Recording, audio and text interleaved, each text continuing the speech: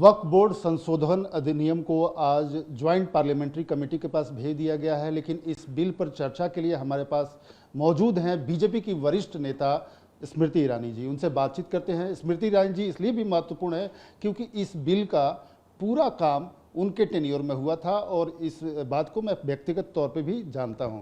स्मृति जी, इस बिल को आज भेज दिया गया ज्वाइंट जेपीसी के पास। इसके कई प्रावधानों पर विरोध हो रहा है। आपने काफ़ी मेहनत किया और मुझे मेहनत अभी भी याद है। मुझे लगता है मुझे कि विरोध किस बात पर हो रहा है उस पर थोड़ी तवज्जो देनी चाहिए। बिल में पहली बार महिलाओं को बोर्ड में एक सम्मान सहित स्थान मिले, इसका विरोध विपक्ष क्यों कर रही है। दूसरा, बिल में ये कहा गया है कि अगर मुस्लिम समाज के व्यक्ति को न्याय ट्राइब्यूनल से नहीं मिलता तो भारत के न्यायालय में जाकर अपने लिए न्याय मांग सकता है। उसके खिलाफ विपक्ष क्यों है, ये मेरी समझ के बाहर है। बिल में ये भी कहा गया है कि जो सरकार का प्रस्ताव है कि आपकी संपत्ति आपकी है या नहीं, इसकी पुष्टि कौन करेगा। कोई सर्वे करने वाला तो कर नहीं सकता, रेवेन्यू ऑफिसर ही पुष्टि करेगा। आपको अगर अपनी जायदाद को लेकर या तो जायदाद कहीं बेचनी है या कहीं गिरवी रखनी है या जायदाद के आधार पर आपको कोई भी काम करना है, उसके लिए आपको रेवेन्यू ऑफिसर का वो कागज़ तो चाहिए ही चाहिए। तो क्यों विपक्ष नहीं चाहता कि मुस्लिम समाज के पास उनके अधिकृत जायदादों के लिए स्पष्ट रूप से उनके कागज़ हों, सुरक्षित हों। क्यों विपक्ष नहीं चाहता कि मुस्लिम समाज के लोग विशेषतः अगर अपनी वक्फ की कमाई से विधवा मुस्लिम बहनों की अगर भलाई करना चाहते हैं तो वो नहीं कर सकते, क्योंकि प्रावधान ये भी है।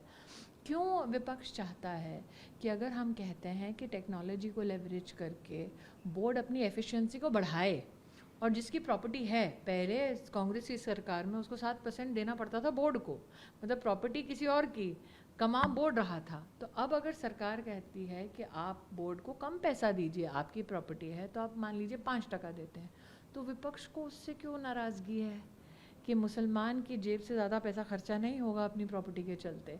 तो मुझे लगता है आज विपक्ष का रवैया जो है वो स्तब्ध करने वाला था। इसमें एक बात पे बहुत सबका कहना था कि ये ड्रैकोनियन लॉ है। क्यों?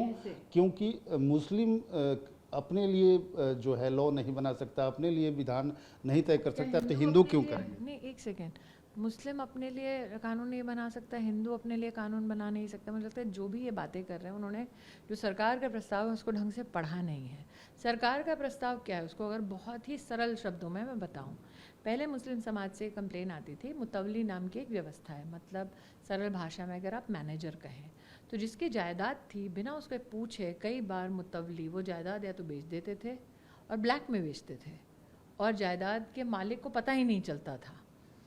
तो ऐसे केसेस में क्या व्यवस्था होनी चाहिए, क्या कानूनी कार्रवाई होनी चाहिए, इसका पूरा का पूरा खाका आज के संशोधन में है। वो ड्रैकोनियन कैसे हो गया। दूसरा, पहले कहा जाता था कि आपकी ज़मीन आपकी ना भी हो, आप पड़ोसी की ज़मीन को भी वक्फ घोषित कर सकते थे। ये कहाँ का न्याय है।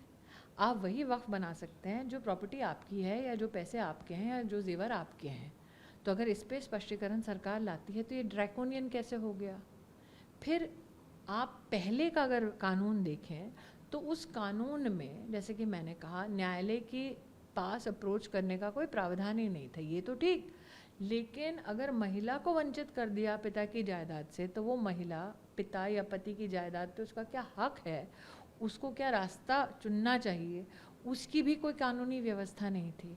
तो अगर मुस्लिम महिला के हक की लड़ाई भारत सरकार लड़ती है तो विपक्ष को तकलीफ क्यों हो रही है। इसमें जो ट्रिब्यूनल है, ट्रिब्यूनल में अब वहाँ का डीएम होगा और एक महिला भी होगी। जो इसके लिए जो केस सॉल्व करने के लिए ट्रिब्यूनल है उसमें डीएम और महिला होने की बात बार बार उठ रही है कि दो हिंदू आ जाएंगे। देखिए, जो नॉन मुस्लिम आएंगे, पहले तो क्या नॉन मुस्लिम सिर्फ हिंदू हैं।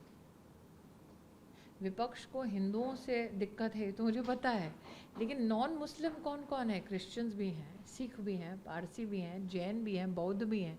विपक्ष को क्या बौद्ध से भी प्रॉब्लम है, जैन से भी प्रॉब्लम है, सिखों से भी दिक्कत है। कांग्रेस को तो हो सकती है। मान लीजिए आपको क्या क्रिश्चियन से दिक्कत है, तो क्या बिल में लिखा है हिंदू बैठेंगे, नहीं लिखा ना। महिला आएगी बोर्ड में, इससे दिक्कत क्या है मुझे समझ नहीं आता। और अगर आप नॉन मुस्लिम वाला पैरा देखें तो उसमें कौन है, जजेस हैं जो रहा करते थे हाई कोर्ट में या सुप्रीम कोर्ट में, तो क्या अब हम जजेस की नीयत पे अविश्वास इसलिए करेंगे क्योंकि वो मुस्लिम नहीं है? जजेस क्या सिख समाज से नहीं है, क्रिश्चियन समुदाय से नहीं है? तो मुझे लगता है विपक्ष हैं वो दिखाने के लिए, विरोध करना है वो करने के लिए विरोध किया है। एक आखिरी विषय जो लोग समझना चाहेंगे, मुतवल्ली को लेकर बहुत दिक्कत थी और जितनी गड़बड़ियां जांच में बहुत पाई सारी गई और हैं भी दिक्कतें हैं। उनको लेकर बहुत ज़्यादा दिक्कत थी। मुतवल्ली आमोद जी, बहुत और भी दिक्कतें हैं। वक्फ बाय यूज़र, एक विपक्ष का व्यक्ति खड़ा हुआ, उसने कहा वक्फ बाय यूज़र मत हटाइए। वक्फ बाय यूज़र क्या है? आप दिल्ली में मुझसे चर्चा कर रहे हैं, यहाँ पर करोल बाग, दरियागंज और चांदनी चौक का इलाका उठा के पूरा का पूरा बोल दिया वक्फ है। आप बताइए चांदनी चौक पूरा वक्फ है क्या? कई जगह पर लोग कहते हैं कि म्यूनसिपैलिटी की ज़मीन है। नहीं नहीं, यहाँ पे एक ज़माने में किसी ने नमाज़ पढ़ी थी या किसी मुगलिया सल्तनत की सेना रुकी थी, तो ये वक्फ है क्या? ये संभव है क्या?